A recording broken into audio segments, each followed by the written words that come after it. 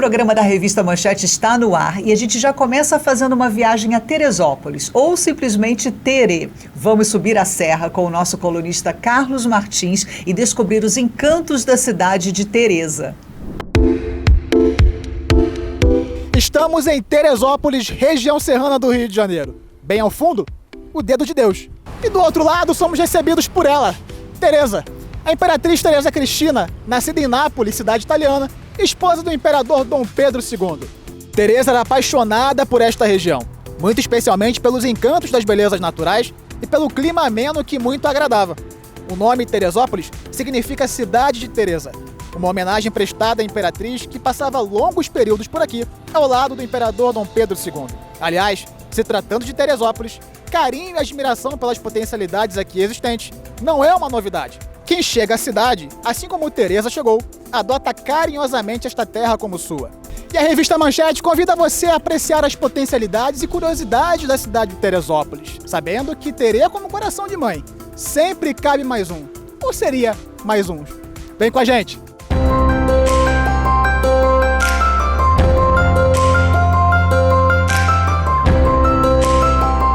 Criado em novembro de 1939, o Parque Nacional da Serra dos Órgãos proporciona essa bela vista a todos que visitam esse espaço, que abrange ainda os municípios de Guapimirim, Magé, Petrópolis e Teresópolis. Além disso, é o terceiro Parque Nacional do Brasil.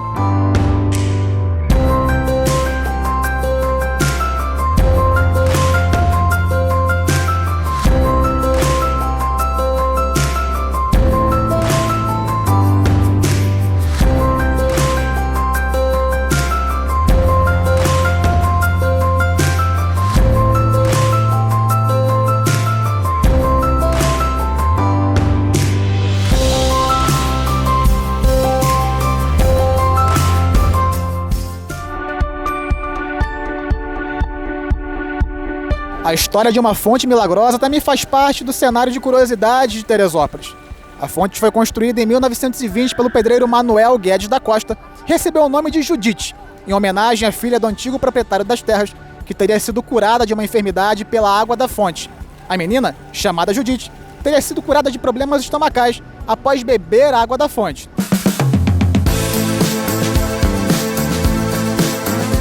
Entre tantas curiosidades, o município de Teresópolis tem essa aqui, ó, a Escola Municipal Ginda Bloch. O nome é homenagem à mãe do empresário Adolfo Bloch, fundador da revista Manchete. Adolfo Bloch tem uma história de enorme relevância, não somente com essa unidade, mas no contexto do município de Teresópolis, não é isso? Com certeza, ele foi morador da cidade e com isso ele contribuiu doando à prefeitura a Escola Municipal Ginda Bloch, que ela é uma referência para o município. Ela foi doada dia 1º à inauguração, 1º de maio de 1970, e hoje ela é tombada pelo patrimônio histórico. Nós, inclusive, temos assim, um contato direto com o Instituto do Niemeyer, que a gente prevê uma estrutura de ampliação e reforma que a gente está aguardando com muita ansiedade. Eu acho que ele pensou o quê? Na educação, que a educação é a que move o mundo, né? Todas as profissões precisam passar pela educação, pelos professores. Com isso, a gente chega o quê? Ele deu o quê? Além da educação, a cultura, e isso foi um ganho para a nossa cidade. Um dos pontos turísticos amplamente reconhecidos em Teresópolis é a Fazenda Comari, adquirida pela família Guinle em junho de 1944. O local tornou-se mundialmente conhecido após sediar oficialmente os treinamentos da Seleção Brasileira de Futebol. Isso porque, em 1978, a Confederação Brasileira de Futebol, a CBF, comprou parte da fazenda e nomeou as terras como Granja Comari. No entanto, foi só em 1987 que o espaço passou a sediar oficialmente o centro de treinamento do clube. Além do ecoturismo de toda a sua potencialidade turística, o município de Teresópolis é amplamente reconhecido por sua alta gastronomia. Acredito que o polo gastronômico, ou seja, o trade gastronômico da cidade realmente é muito favorável. A gente hoje tem empresários aqui que investem muito na cidade e apostam e acreditam em equipamentos turísticos como esse aqui, por exemplo. Então, não só como o Viva Itália, vão nascer aí vários outros e é uma comunidade muito fechada e muito forte. Então, assim, são pessoas que não trocam Teresópolis por nada e trabalham aqui, vivem aqui, criam seus filhos aqui pela segurança E esse climinha gostoso, né, que é uma delícia também. Tudo que é tipo de opção tu consegue encontrar aqui em Terê.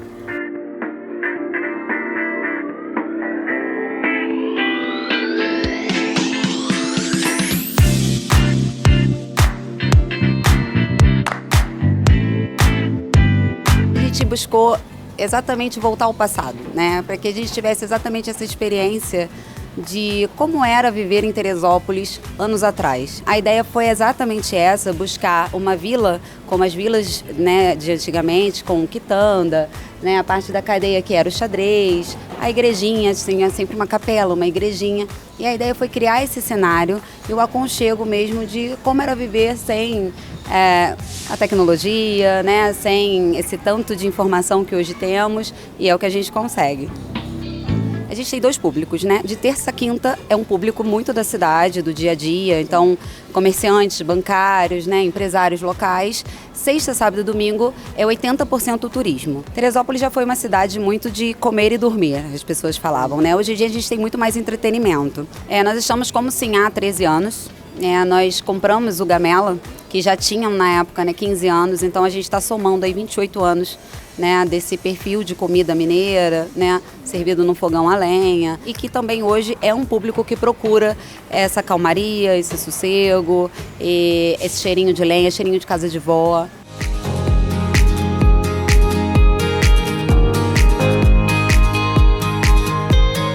Há 70 anos de tradição aqui na cidade de Teresópolis, e a dona Erna, né, que fundou aqui o restaurante, trouxe toda essa história para cá, né, vindo da Alemanha, e a gente está aí dando continuidade, espero que por mais 70 anos. Agora eu sei que a casa tem um prato super tradicional, que vale um destaque, vale a gente enfatizar aqui, não é isso? Isso, o filé Madame Butterfly é um prato que não é muito encontrado, né, por aí. Ele é original da Suíça, que o seu Bela, ele trouxe para cá na década aí de 70. E hoje, assim, é um dos pratos que mais vendem aqui na casa. Pessoal, depois do almoço, a boa pedida é sempre uma sobremesa. É claro, um docinho. Nós vamos até a Maria Torta, a doceria mais tradicional de Teresópolis, que existe há 42 anos aqui na cidade. E, por favor, um cafezinho expresso e 1000 folhas de chocolate. Essa é a pedida. É muito tradicional essa casa, né? Muito antiga, e eu sempre frequento aqui. Agora, o que eu mais gosto daqui é a hospitalidade das pessoas e tudo, entendeu? Os funcionários são gentis, mas eu gosto muito de vir aqui para apreciar o croque monsieur, que é um sanduíche com queijo, com mel, é uma delícia. Revista Manchete aqui fazendo uma matéria muito legal. Eu não podia deixar de vir como amante de Teresópolis, amante dessa cidade que eu fui criado. E nada melhor do que estar aqui na Maria Torta, tomando um cafezinho para comemorar todo esse momento. Há 42 anos, desde 1983 que a Maria Torta nasceu. As receitas são do meu marido, da família dele. E essa coisa da tradição, né? Como a gente está há muitos anos aqui, nós temos receitas clássicas, temos o nosso 1000 folhas, que é um clássico da Maria Torta, a nossa coxinha, que fazem parte de memórias afetivas dos nossos clientes que visitam e que tem aqui a Maria Torta como uma grande sala de estar de Teresópolis, né? Nossa 1000 folhas é tradicional, tanto que ela começou com o sabor de chocolate e agora a gente tem mais de 10. A gente usou os nossos recheios de torta tradicionais e aí a gente lançou 1000 folhas de casadinho, de limão, de doce de leite, caramelo salgado, morango, creme, Nutella, enfim. São muitos sabores, Romeu e Julieta, então são muitos sabores, pistache. São muitos sabores que fazem parte desse clássico, que é o nosso 1000 folhas, né, de chocolate. A cidade tem de melhor é o clima, né? É um clima acolhedor, é um clima bom e a cidade em si é muito bom de se viver, entendeu? É bom da gente andar aqui, passear, né? Tem os parques nacionais, tem escalada, quem gosta, tem muitas coisas para fazer, né? Os restaurantes, né, de comidas típicas, né, churrascaria, é pizza, é muito bom.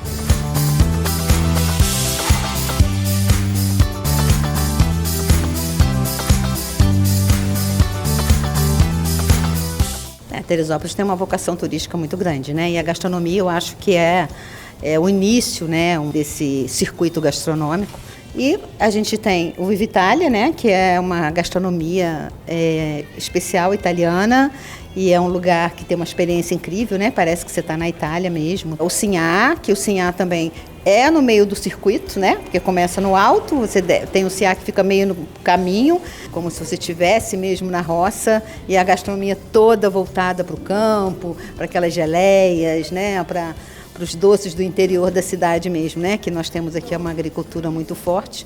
A Taberna Alpina não tem como ninguém conhecer, né? Todos que vêm para Teresópolis, já desde criança, aquilo tem uma memória afetiva muito grande de todos que passam por aqui.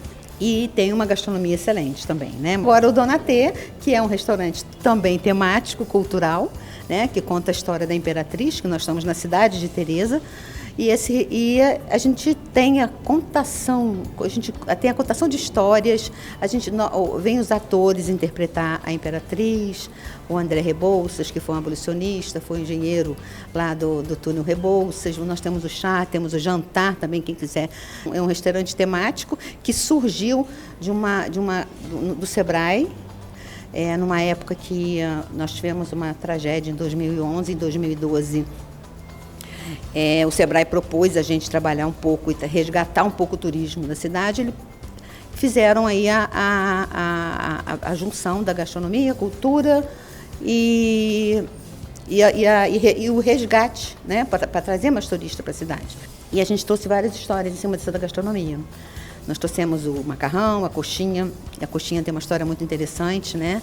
Que foi a Imperatriz que inventou a coxinha para o neto que tinha, ele não comia nada, né? Então, e ele adorava coxas de frango da granja, né, do palácio. Teve um dia que a Imperatriz já tinha matado todos os frangos, não tinha mais coxas de galinha e ela, como uma boa italiana, fez uma massinha, pediu a cozinheira para desfiar, fez um recheiozinho, pegou o ossinho, enfiou lá na massa e fez o recheio da coxinha de galinha. Essa coxinha de galinha, ela é conhecida no Brasil inteiro e, quiçá, fora também, né? Porque era de origem brasileira, feita pela Imperatriz Teresa Cristina, né? Aqui no restaurante Donatê, as experiências são personalizadas, são especiais. Inclusive, você pode jantar na companhia da Imperatriz Teresa Cristina, aqui ao meu lado, e também de André Rebouças. Teresa Cristina, Imperatriz, conta um pouco dessa história e esse conceito dos jantares temáticos aqui nesse restaurante. Então, o conceito é trazer de volta para Teresópolis a cultura e a identidade. Muito teresopolitano não sabe que Teresópolis tem o nome por causa da Imperatriz Teresa Cristina. E eu, Stephanie Lucas, atriz, a represento aqui no Donatê. É muito importante estar contando um pouquinho da nossa história, falando um pouquinho da Teresa, falando um pouquinho das mulheres que muitas vezes são tão apagadas na história do Brasil, né? A gente está aqui para reavivá-las e mostrar o quão importante a mulher foi, é e sempre será na história. Agora o nosso André Rebouças. Então, eu acho muito interessante esse trabalho que, como a Imperatriz acabou de mencionar, nós trazermos um pouco da história a viva, né? Tirar de dentro da gaveta, porque a história tem sido esquecida com frequência. E eu, como André Rebouças, quando eu comecei a interpretar este personagem junto com a Imperatriz, procurei um elo de ligação, tanto com a Imperatriz quanto com Teresópolis. E para mim também foi uma descoberta, porque aqui nós temos uma das unidades de conservação mais importantes do nosso país, que é o Parque Nacional da Serra dos Órgãos, e descobri que foi uma ideia de André Rebouças que trouxe para os Estados Unidos. E André Rebouças, o vínculo com a família imperial é que ele era muito amigo da família imperial, inclusive os meus estudos foram financiados pela família imperial. E tudo isso com um tom de muita simpatia, muita brincadeira, tornando um jantar gostoso, leve e muito interessante. E a revista Manchete encerra sua passagem pela cidade de Teresópolis.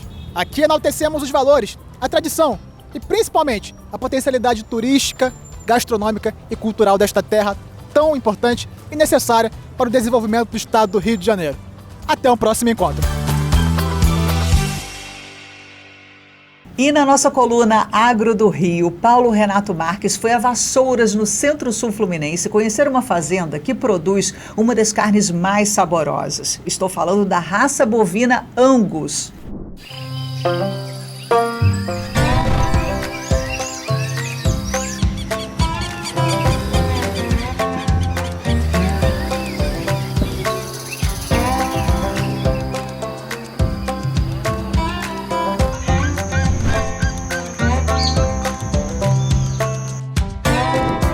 Você sabia que o bovino, que o boi, não é um animal originário das Américas?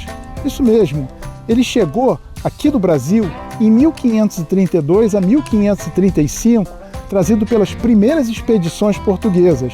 Vieram de Cabo Verde, vieram da Espanha, vieram de Portugal. Nesses últimos 490 anos, ou perto disso, desde a chegada dos primeiros bovinos ao Brasil, o Brasil conseguiu fazer o maior rebanho comercial de bovinos do mundo. Segundo as informações e os dados de 2024, o Brasil tem hoje 238 milhões de cabeças de gado. Se você pegar o censo do IBGE para 2024, nós temos ali 211 milhões de habitantes. No Brasil, nós temos mais boi do que gente. O Rio de Janeiro não é um estado muito grande, como vocês sabem, mas mesmo assim, nós temos um rebanho de 2.700.000 cabeças. E é isso que nós vamos mostrar nessa reportagem aqui na Fazenda Cananéia.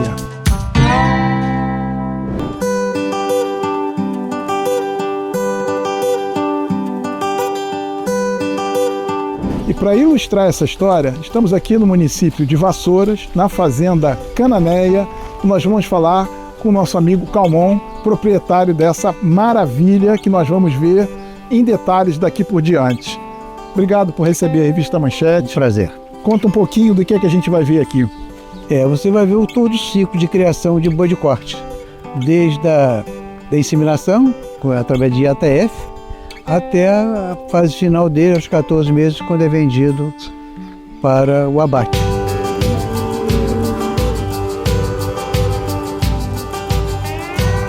E você cria uma raça nobre aqui, que é uma raça europeia, que pouca gente cria aqui no estado do Rio. Escocesa, né? O Angus é de origem escocesa, né? Nós criamos o Red e o Preto.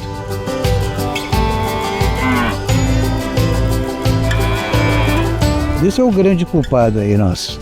Gilmar, você que é o administrador, o veterinário, o técnico daqui da história, conta um pouquinho do que nós vamos ver aqui nessa paisagem linda e nessa fazenda tão bem cuidada. Como o Dr. Geraldo falou, ele me contou um sonho, né? Ele disse que o sonho dele era criar Red Angus, só que ele queria ir para o Rio Grande do Sul. E eu sou do Sul, né? E eu disse para ele, não, doutor, vamos fazer o seguinte, já que eu estou aqui, vamos criar aqui no Rio de Janeiro o gado Angus, né? A gente sabe que tem alguns desafios, mas que são plenamente superáveis, né? O que a gente vai ver aqui é um sistema completo de cria, recria e engorda de animais precoces e com toda a produção de alimento gerida e produzida aqui na Fazenda Canané. Vamos visitar? Vamos lá.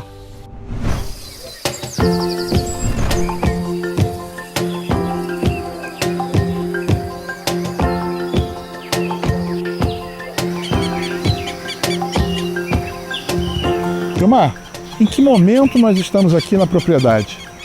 Paulo, nós estamos na fase aqui de desmame dos animais que saíram da aparição, tá? Então, os primeiros 15 dias de vida até os 40 dias de vida, eles ficam nesse piquete, que é um sistema de creep feed.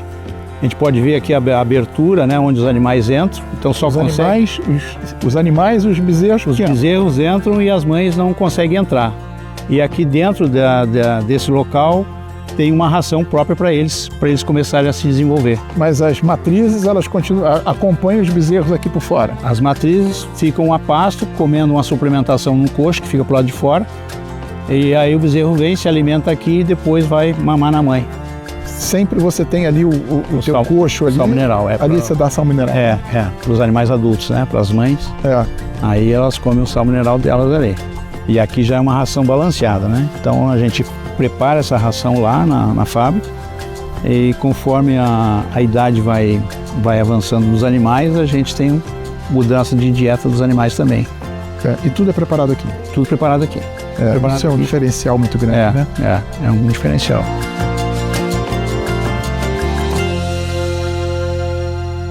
Nesse estágio, o que você faz? Paulo, aqui a gente está no último estágio. Os animais ainda estão com a mãe. Então aqui de 180 a 200 quilos é o momento da desmama. A gente teve uma desmama agora, semana passada. Então esses animais aqui vão no final do mês, eles atingem os 180 a 200 quilos, aí eles vão ser separados da mãe. Aí eles vão para um outro piquete, onde a gente vai levar eles até 350 quilos.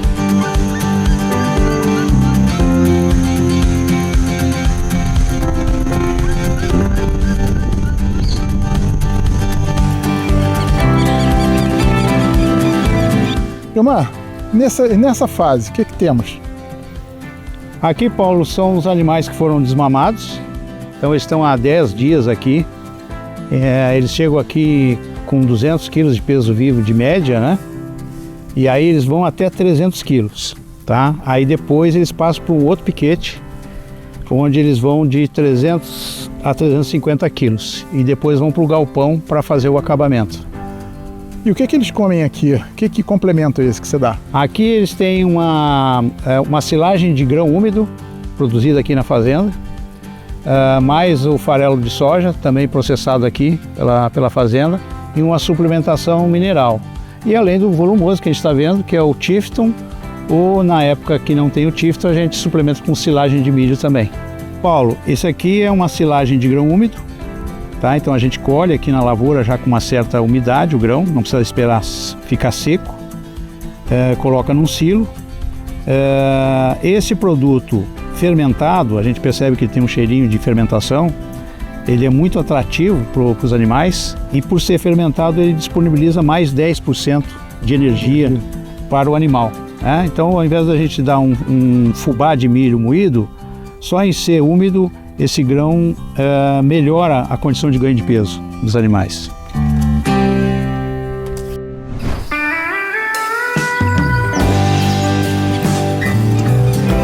E o que você tem aqui? Você tem o Black Angus, o Red Angus, como é que... Aqui nós temos das raças. Aqui nós temos todos os animais brancos e ultra black. Esses animais são todos direcionados à carne, tá? Então vão ser os machos em torno de 14 meses vão ser abatidos com 480 quilos de média, né? E as fêmeas vão ser recriadas para serem as nossas matrizes. Na reprodução dos bovinos é permitido que se faça a sexagem se você faz isso in vitro, né? Ou seja, você pode escolher o sexo do animal que vai fazer, diferentemente dos humanos, que isso é proibido. Mas aqui você não faz sexagem? Ainda não, porque a gente ainda está aumentando o plantel, então a gente ainda prefere que nasçam fêmeas para virarem matrizes, né? Eu preciso aumentar o número de matrizes, eu preciso chegar aqui em torno de 480 matrizes para poder gerar os 30 animais mesmo que a gente tem como meta aqui, né? Para ser vendido como carne, né? E você faz monta natural, faz IATF? IATF, o sistema todo de IATF. A gente tem 4 IATFs no ano. Então a gente concentra porque a gente tem que ter aqui sempre animais parindo, animais desmamando e animais emprenhando. É importante, porque IATF na verdade é um termo bastante técnico e é um técnico do meio. O Gilmar, ele é um veterinário. Explica pra gente o que é o IATF. O IATF é a inseminação artificial em tempo fixo. Então o que a gente faz? A gente sincroniza as fêmeas para que elas entrem no cio e sejam inseminadas no mesmo momento. E é fundamental aqui o bem-estar animal. Fala um pouco disso, porque eu sei que é uma grande preocupação dessa propriedade. A nossa propriedade recebeu o selo sustentabilidade e um dos itens é a questão do bem-estar animal. Então a gente procura dar esse conforto animal, né? Tanto para os animais recém-nascidos quanto para as matrizes. A sanidade animal aqui é um ponto alto, né? Todo mundo vacinado, todo mundo com brinco, todo mundo com a rastreabilidade. Exatamente. Nós, dentro desse programa de sustentabilidade, o outro item é a rastreabilidade dos animais e a sanidade. Então nós temos um programa de computador onde a gente controla todos esses itens, né, de cuidados, de vacina. A gente tem um histórico do animal do dia que nasce até o dia que sai da fazenda, com todo o histórico de medicamentos, vacinas e todas as ocorrências e pesagem desses animais. É importante que essa rastreabilidade dê a segurança, sobretudo para os produtos que vão vir, né? Ou a carne ou o leite, mas que nessa vida seja acompanhado de vacina, seja acompanhado de toda assistência, para que não haja nenhum tipo de doença que venha pôr em risco a vida humana, né? Exatamente. Então, um dos objetivos da rastreabilidade é esse, né? Da gente oferecer um alimento em condições ótimas de consumo. Que bom. Para o nosso consumidor. A gente fala sempre que criar gado Angus no Rio de Janeiro é um desafio, né? Por quê? O pessoal fala muito da temperatura. No Rio Grande do Sul existem regiões que são extremamente quentes, né? Principalmente na fronteira com a Argentina, que chega a 45 até 50 graus no verão e extremamente frias no inverno. E aqui como desafio também é a questão do carrapato, né? É um desafio grande que a gente tem, mas nós temos um protocolo. Então esse protocolo, desde que o bezerro nasce, a gente já tem todo o protocolo de medicamentos de prevenção, né? A gente sempre fala que o prevenir é muito mais barato do que o tratar. Né? Então a gente tem todo um protocolo preventivo para ter esse controle e essa sanidade que os animais têm aqui. Gilmar, nenhuma propriedade vive sem água. E parece que você tem aqui uma abundância de água e até irrigação. Conta um pouco essa história. Exatamente, Paulo. A gente tem aqui um sistema de aspersão, são 45 hectares irrigados e a gente consegue fazer até 3 safras de milho no ano. Tá? A gente sabe que o Rio de Janeiro no inverno é época da seca, então a gente só consegue ter isso em função de conseguir colocar água na planta, né? Senão você não teria essa condição. Então esse é um dos fatores aqui que a gente consegue ter alta produção de alimento. E esse sistema? Esse é um sistema que parece que não veio do Brasil? É um sistema israelense, tem sensores, né, que captam a chuva, então a gente programa a quantidade de água que a planta necessita em cada fase dela, né? Eu posso dar um exemplo, por exemplo, um milho num estágio mediano, ele precisa de 5 milímetros de água por dia. Se, por exemplo, ontem aconteceu aqui uma chuva de 14 milímetros, então o sistema me avisa que não precisa irrigar, já que o solo já está com a umidade necessária para a planta. Aqui os animais estão maiores, né? Paulo, aqui como a gente estava no outro piquete, eles passam daquele piquete de 350 quilos até 400 quilos, tá? Aí eles vão para o galpão, que a gente chama de galpão de confinamento, onde eles ficam num sistema de compost barn lá, recebendo o alimento. Aí lá eles ficam em torno de 100 dias para chegar aos seus 480, 500 quilos de peso. Peso total.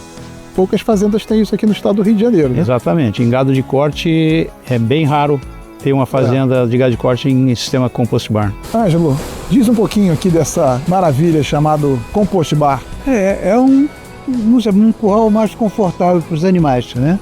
Ele tem piso de serragem, né? Tem a parte de temperatura é controlada através de ventiladores, né? Que automaticamente eles entram quando chega uma certa temperatura, né? E também é um grande aliado nosso na roça de milho nossa, né? De aveia, que a gente planta também aveia, porque de ano em ano, um ano e meio, a gente retira esse material, leva-se para a roça e serve como adubo, né? Aqui só machos castrados, aqui só vacas, como é que você faz essa divisão? Exatamente, a gente tem os animais, os machos castrados, né, que são esses animais aí em torno de 14 a 16 meses, e a gente tem também a parte de descarte de fêmeas, né? Então essas fêmeas também são engordadas e também vão para o abate. São fêmeas que são descartadas em função principalmente de reprodução. São animais que já não conseguem reproduzir mais. Aí a gente faz uma terminação nelas e vai também para o abate. O que nós fazemos aqui e que maravilha é essa que vocês têm aqui na parte da pecuária e nessa parte final da criação? Aqui a gente processa o grão de soja. Então nós temos uma máquina que transforma o grão em farelo e óleo, né? Separa o farelo do óleo. O farelo a gente utiliza na ração dos animais. É um farelo de soja diferenciado. Ele tem, além da proteína, de 44% de proteína, ele também tem um teor de óleo, em torno de 12% de extrato etérico, a gente chama esse teor de óleo. Isso é muito importante na nutrição dos animais, no ganho de peso dos animais.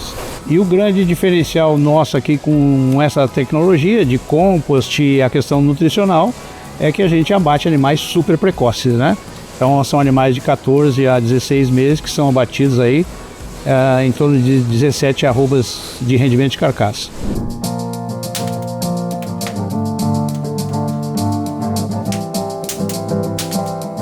Agora chegamos na parte boa. Nós vamos provar essa carne fantástica da Fazenda Cananéia. Mais uma vez eu gostaria de te agradecer, Calmon, você, Jomar, pela hospitalidade que recebeu a Revista Manchete, toda a nossa equipe, e dizer que isso é o Agro do Rio. Maravilha. Excelente. Parabéns.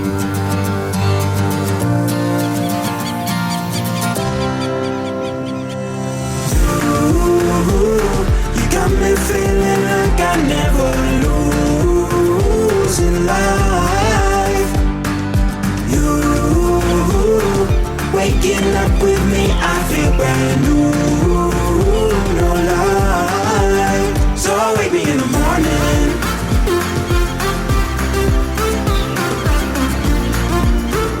Come on, wake me in the morning.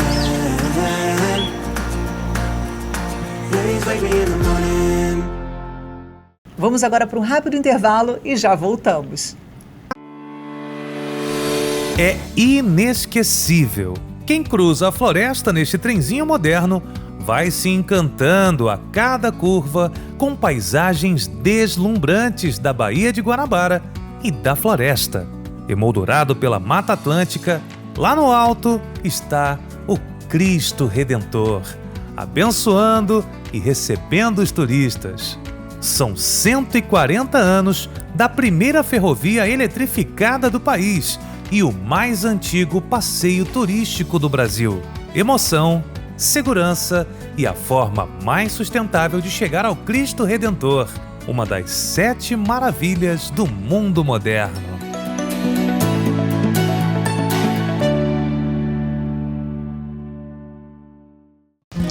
Ai, seu novo irmãozinho tá louco pra te conhecer.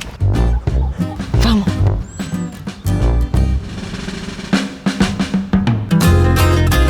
Quando a gente adotou o Simba, nossa família ficou completa. Ele é mesmo nosso filho de 4 patas. Por isso, Simba conta com a proteção completa de Simparic. Basta um comprimido de Simparic a cada 35 dias para livrá-lo de pulgas, carrapatos e todos os tipos de sarnas. Diga sim para o amor, diga sim para Simparic. Estamos de volta apresentando a sofisticação e o glamour do Hotel Fairmont Rio, no bairro mais famoso do Brasil, Copacabana. E quando o assunto é alta hotelaria, lá está o nosso colunista Luiz Strauss.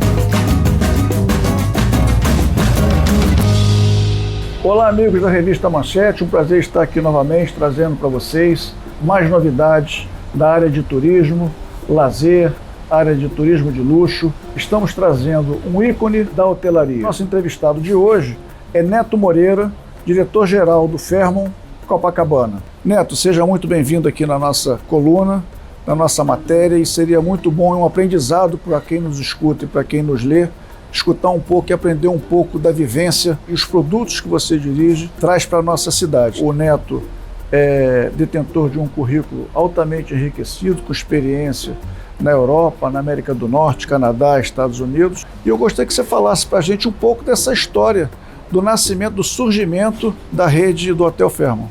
Luiz, primeiro, muito obrigado pelo convite. Um prazer enorme te receber aqui no Fairmont.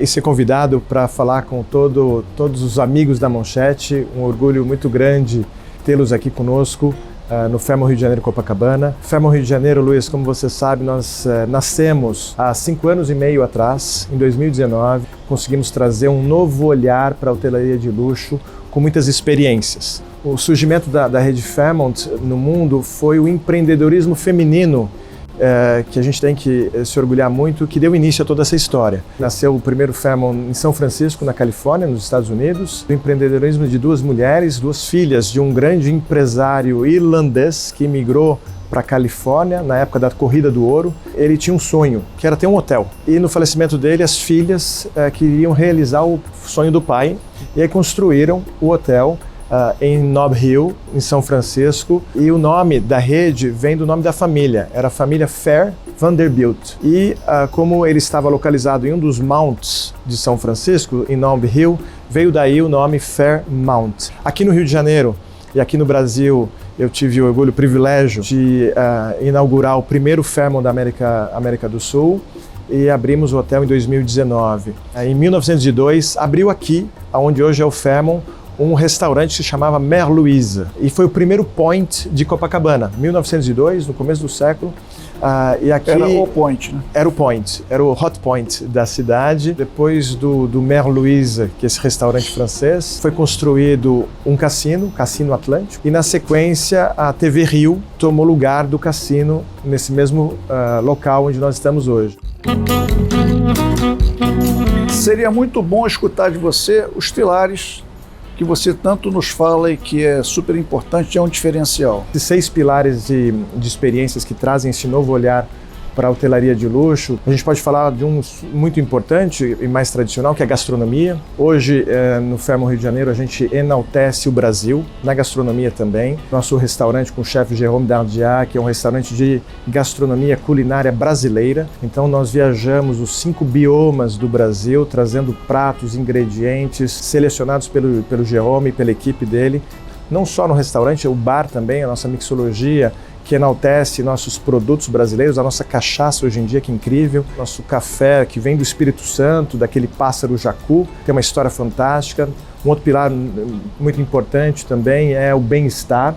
O nosso spa trabalha também a nossa flora e a nossa fauna brasileira. A gente tem tratamentos da Mata Atlântica, que é da Floresta da Tijuca, né? A gente sabe que a gente tem o privilégio no Rio de Janeiro de termos a maior floresta urbana do mundo. As nossas aulas de yoga que nós temos no próprio quiosque, no próprio Beach Club, com o nascer do sol, que é fantástico.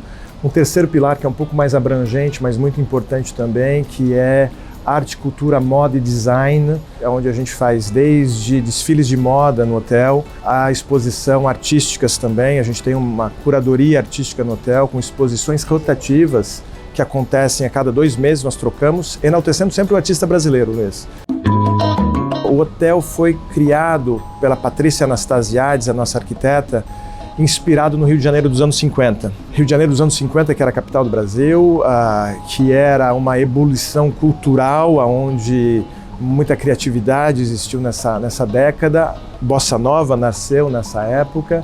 E temos aqui muitos designers de mobiliário brasileiros daquela época, aqui representados nos móveis do hotel, não só das áreas públicas, mas também em algumas suítes. Um outro pilar importante para nós também é a música. Hoje em dia eu tenho muita alegria, muito orgulho disso. Nós temos o nosso palco infinito na nossa Infinity Pool, nossa piscina infinita, onde nós temos música ao vivo. Já tivemos a oportunidade de brindarmos juntos assistindo um concerto. Que você tem um atrium, né? Que o seu hóspede pode ver do seu apartamento o show que está aqui embaixo. É também um privilégio do hóspede, ele pode ficar no conforto da sua varanda, serviço de quarto e apreciando o show. É um hotel que é muito despojado, descontraído, divertido, ao mesmo tempo que é um hotel de luxo, muito elegante. É um hotel onde a gente sempre teve o propósito de se sentir bem aqui dentro. Um outro pilar que nós trabalhamos muito com a equipe também, que eu acho importante a gente reconhecer, é o pilar ESG, social, né? Não somente o meio ambiente e a governança, mas o pilar social. É um propósito do Fairmont de ser o coração da comunidade, estar presente no coração da comunidade, desde a coluna de pesca aqui na frente, onde a gente apoia aulas para o métier da pesca, para formar futuros pescadores, até parcerias com outras grandes associações de inclusão e diversidade no Rio de Janeiro. Isso eu ia até comentar, que logo no início do Fermo, você abraçou aqui a aldeia de pescadores, trouxe eles para dentro do projeto para fazer uma interação entre o seu hóspede, que é legal eles terem esse convívio, né, essa troca com a colônia de pescadores aqui e junto com o Beach Club. Exatamente. Esse é o último pilar de experiência nosso, que é o esporte. O esporte é muito importante, acho que para todos nós, e a gente faz essa coesão junto com o nosso Beach Club ali na areia, onde a gente tem uma quadra de beach tênis, que hoje em dia acho que ninguém fica sem seu beach tênis no Rio de Janeiro. A gente tem também uma parceria muito grande com as Canoas Havaianas, que aqui no Posto 6 é algo incrível, e também stand-up. Temos o nosso final de semana de golfe, nosso torneio de golfe, uma vez ao ano, Luiz, a gente faz o torneio de golfe do Fermo Rio. Final de semana todo, a gente tem uma programação de jantares no hotel, dos treinos no campo de golfe, da competição no campo de golfe, da premiação, voltamos para o hotel, e para acompanhante que não joga golfe, também uma programação em paralelo para conhecer a cidade do Rio de Janeiro. Fazemos também uma regata de velas uma vez por ano, então velejadores que vêm de todo o Brasil, ou aqui do iate ou da marina, e temos muito orgulho de fazermos essa parceria já há 4 anos, que é o Circuito Fermo de Beach Tênis. Muito legal, eu já tive a experiência de estar participando como espectador, né? Eu, como operador de turismo, acho muito importante e interessante essas ativações que você coloca aqui, que nos ajuda a dar visibilidade, não só à nossa cidade, com os produtos que você oferece aqui, para a gente trazer, convidar, atrair hóspedes para cá, para o seu hotel. Você hoje tem uma estrutura totalmente atualizada para pequenos, médios e grandes eventos.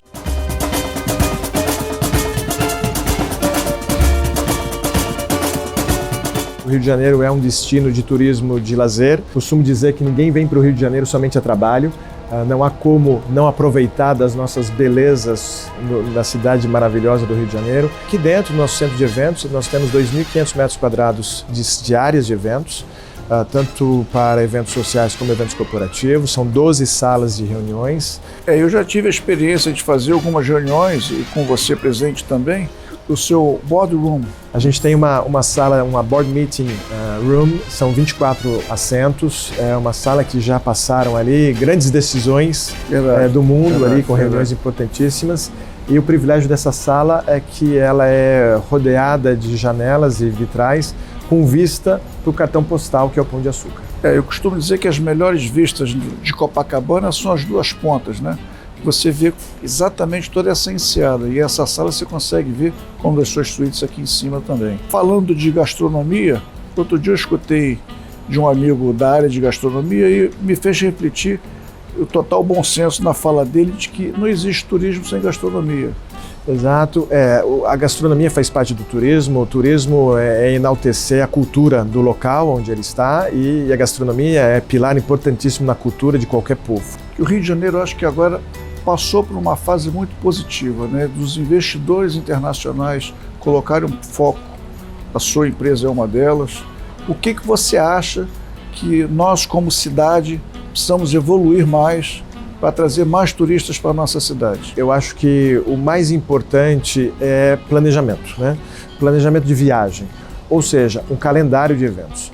A gente está recebendo no Rio de Janeiro shows internacionais, que nos coloca no mapa mundial de grandes shows de eventos, atrai e mostra a cidade, além da visibilidade para a cidade, atrai negócio. Eu acho que cada vez mais nós estamos evoluindo para termos um calendário sólido de eventos na cidade. É uma cidade, uma grande metrópole, com serra perto, com mar perto, a conectividade tem melhorado. E a gente tem tudo aqui para mostrar e para enaltecer, né? A gente é privilegiado de viver no Rio de Janeiro e de estar aqui nessa cidade maravilhosa.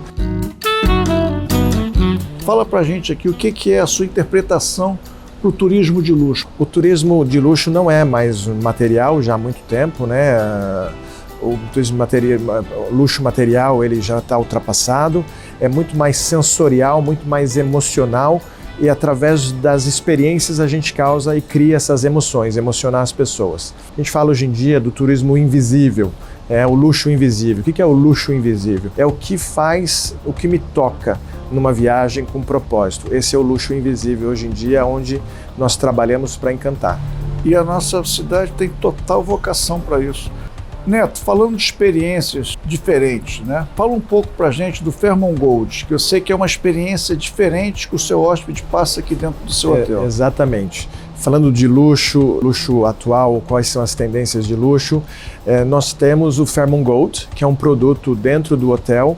São 70 dos 375 apartamentos que hoje nós temos no Fairmont Rio de Janeiro, que tem acesso a esse lounge de 400 metros quadrados, com muitas obras de artes de brasileiros e design brasileiro, onde a gente tem um serviço de um hotel boutique dentro do hotel. Mas hoje a hotelaria de luxo, falando da atualização da hotelaria de luxo, eu acho que o luxo hoje ele é inclusivo. Para nós no Fairmont, o luxo ele é pertencer ao local, estar em contato com a comunidade, levar também e trazer da comunidade o que existe de melhor, a essência do local. E com tudo isso, somar deixar o seu hóspede se sentir com uma certa distinção, que eu acho que é a proposta, né? Sim, se sentir especial, se sentir ouvido, entendido, é o mais importante. Esse é o luxo, né? E lembrando também que você também aqui é um hotel pet friendly. Sem dúvida, isso é fundamental hoje em dia. Todos nós temos os nossos pets e não queremos deixá-los em casa quando nós deslocamos e queremos trazê-lo para o hotel para quando nós viajamos. E nós temos um programa extenso, até alguns hotéis Fairmont pelo mundo têm o seu próprio pet do hotel. São, em geral, cachorros labradores que vivem e moram nos lobbies do hotel. Eu já tive a oportunidade de ver em alguns hotéis de que o que você falou exatamente como se fosse um guardião, que são cachorros normalmente em área de frio, né? Em área e passa a ser um atrativo. Temos isso em Banff, em Lake Louise, sim. Muitas vezes você sente falta do seu pet e quer fazer um carinho, brincar com o animal, ali acontece. Exatamente. Neto, queria agradecer pelo seu tempo e a oportunidade de nos receber. Muito obrigado mais uma vez. Eu queria também me dirigir a quem nos escuta de que não deixe de dar o nosso like, não deixe de compartilhar e se inscrever nas nossas mídias sociais. Muito obrigado a todos e até a próxima.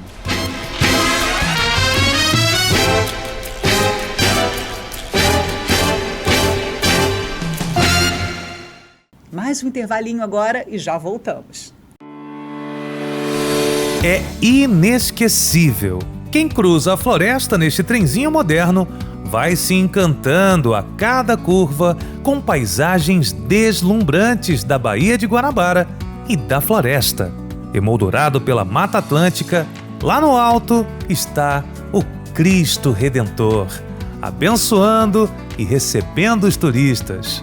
São 140 anos da primeira ferrovia eletrificada do país e o mais antigo passeio turístico do Brasil. Emoção, segurança e a forma mais sustentável de chegar ao Cristo Redentor, uma das 7 maravilhas do mundo moderno.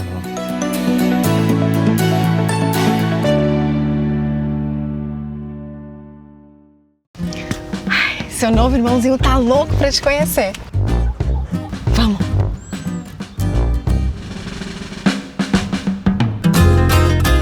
Quando a gente adotou o Simba, nossa família ficou completa. Ele é mesmo nosso filho de 4 patas. Por isso, o Simba conta com a proteção completa de Simparic. Basta um comprimido de Simparic a cada 35 dias para livrá-lo de pulgas, carrapatos e todos os tipos de sarnas.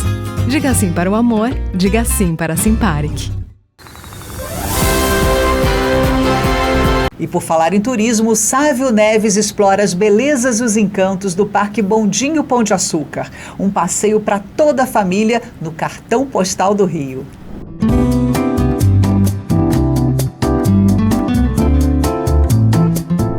Estamos aqui nos novos e modernos estúdios da Revista Manchete. Hoje, super bem acompanhado, um momento especial nessa inauguração.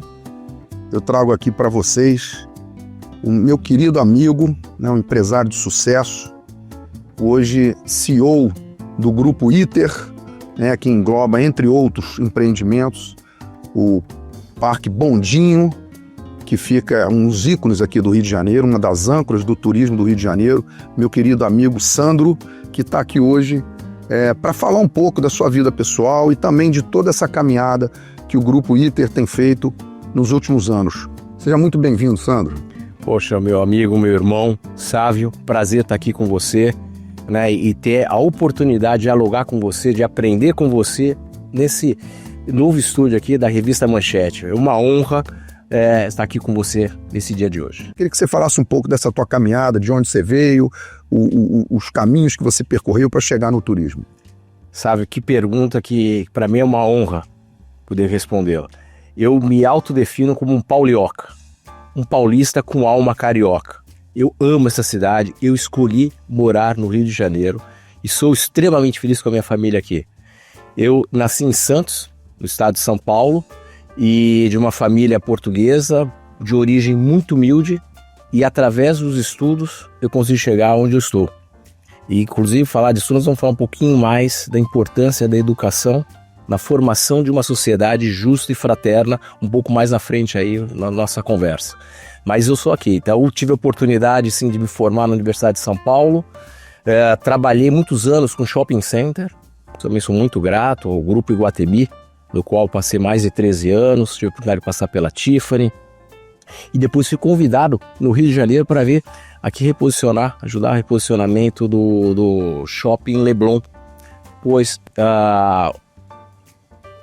fui convidado para participar também do reposicionamento do aeroporto, do Galeão. Né? Quando a Changi com a Odebrecht ganharam a concessão, eu era a cadeira, né, da Changi aqui no Brasil, e depois disso tive a imensa honra, né, e já são quase 7 anos, de estar à frente do Parque Bondim, Pão de Açúcar e agora do Grupo ITER.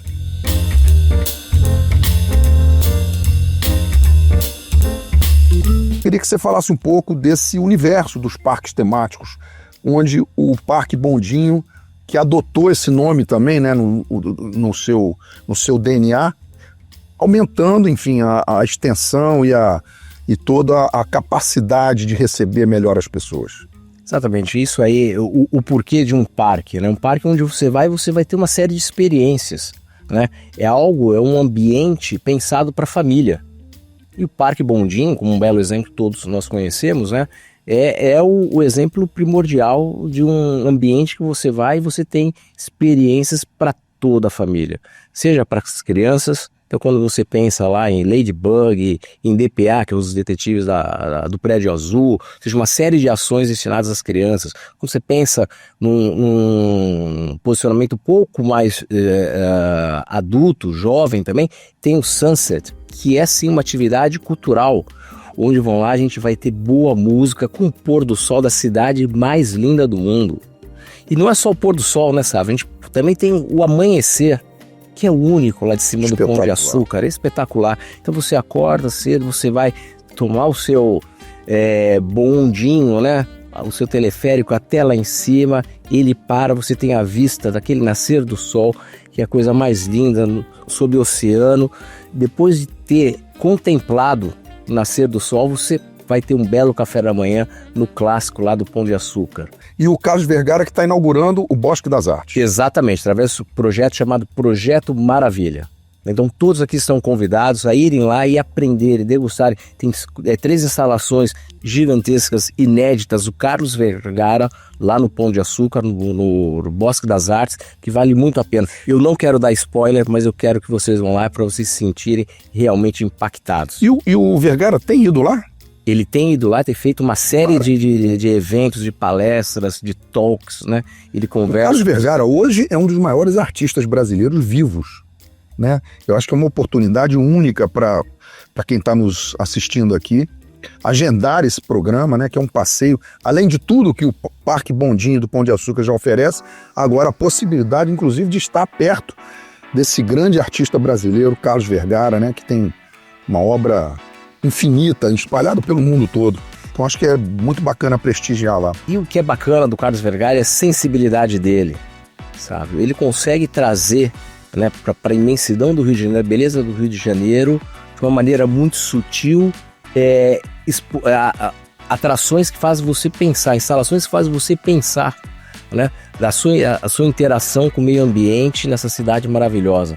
Realmente ter a oportunidade de ter o Carlos Vergara abrindo, né, estreando o nosso Bosque das Artes é uma honra incrível.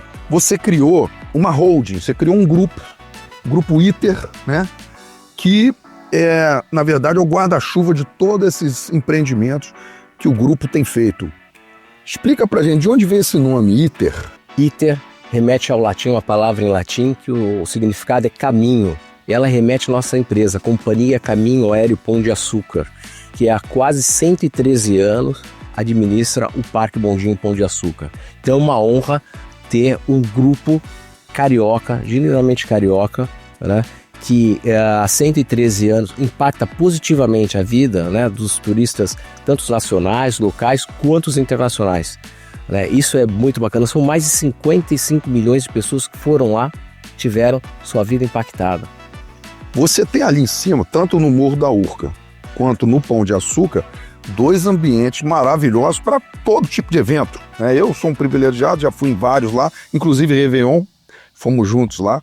Não tem nenhum camarote melhor do que aquele, porque você tem ali 360 graus da cidade, dos fogos de Copacabana, enfim, que se repete todo ano com todo sucesso esse Réveillon do Parque Bondinho, com a sua infraestrutura que você tem ali espetacular, restaurantes, concha acústica, teatro, enfim.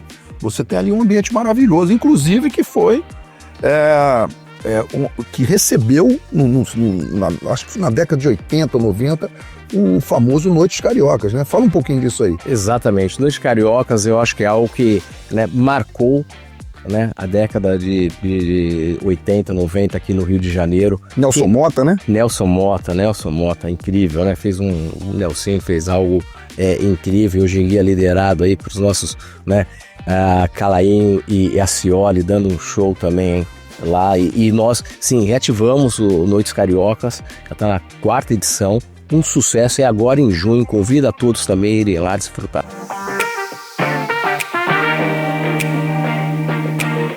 O Pão de Açúcar também tem uma iniciativa de atrair, estimular o carioca. Vocês criaram um bilhete, existia lá o Carioquinha e tal, que engloba quase todo mundo do Rio, mas o Pão de Açúcar especificamente em épocas sazonais, vocês criam e estimulam o carioca. Fala um pouco disso também para convidar o carioca para o Pão de Açúcar. Poxa, muito bom ponto levantado por você, Sávio. E nós até evoluímos mais esse conceito, né? Evoluímos em 2 frentes. Primeiro que são 12 meses no ano.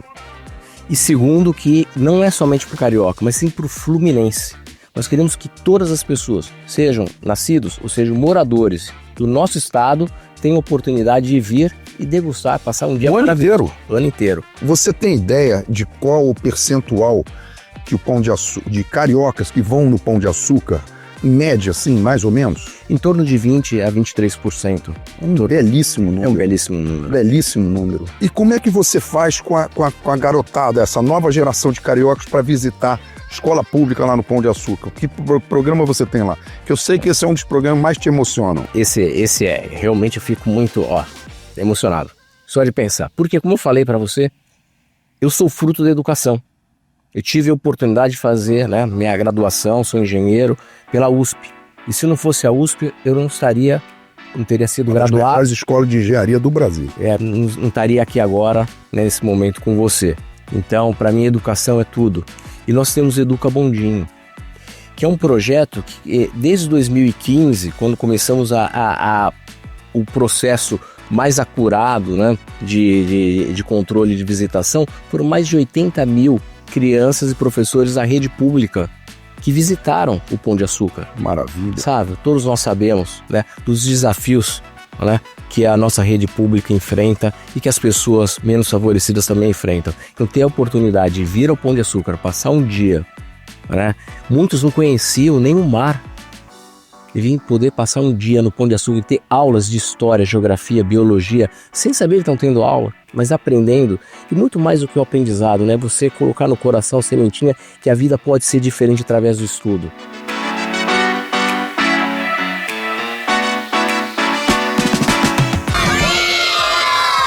O Grupo ITER tem feito algumas incursões, enfim, identificado algumas oportunidades de investimento fora do Rio de Janeiro.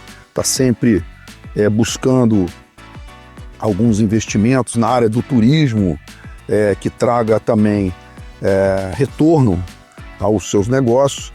E há mais tempo, acho que foi a primeira incursão, a primeira experiência, Parque Caracol lá em Canela, né, vizinho de Gramado, que ali virou ali uma região de turismo muito forte, né, na Serra Gaúcha.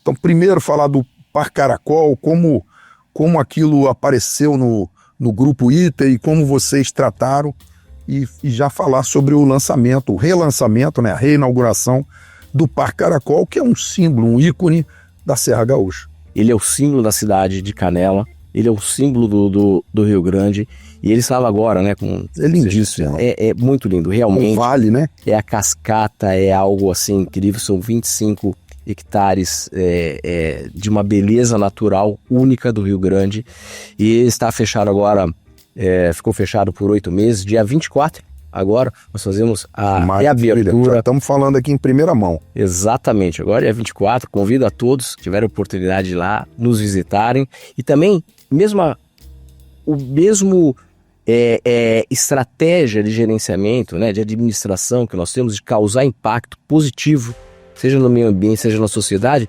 nós fazemos também lá. Então a gente procura assim incentivar, né, a visitação no nosso parque.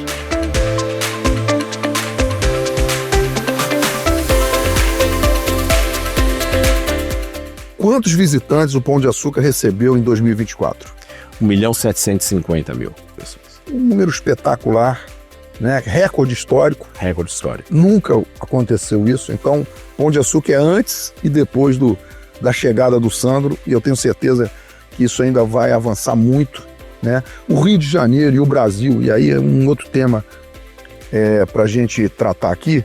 Se a gente conseguir acertar a questão crônica da segurança pública ou da falta de segurança no Rio de Janeiro e no Brasil, eu não tenho dúvida que tanto o Brasil e aí o Rio de Janeiro como sua principal porta de entrada e capital do turismo nacional vai se beneficiar muito, toda a população, toda a sociedade, gerando muitos empregos, milhões de empregos, né, gerando muitos negócios, distribuindo renda, fazendo todo aquele ciclo virtuoso que a gente sempre defende, né?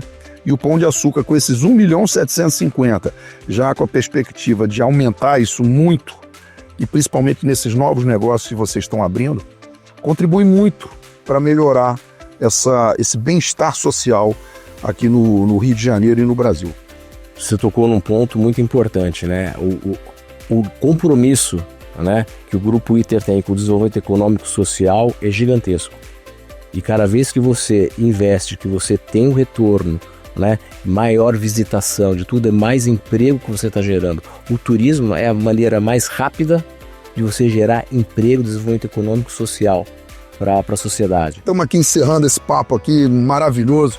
Meu querido amigo Sandro, poderia continuar aqui falando de outros assuntos que a gente traz no nosso dia a dia de desafios, né, de aumento de número de voos, enfim, a gente poderia entrar aqui, aproveitar também a experiência que ele teve no Galeão, que ele falou aqui no início, mas o papo hoje foi aqui falar do Grupo ITER, do Parque Bondinho, desses novos investimentos que ele está fazendo na Serra Gaúcha, trazer para vocês essas experiências e contamos com vocês no nosso próximo papo aqui na Revista Manchete, Turismo em Pauta. Muito obrigado.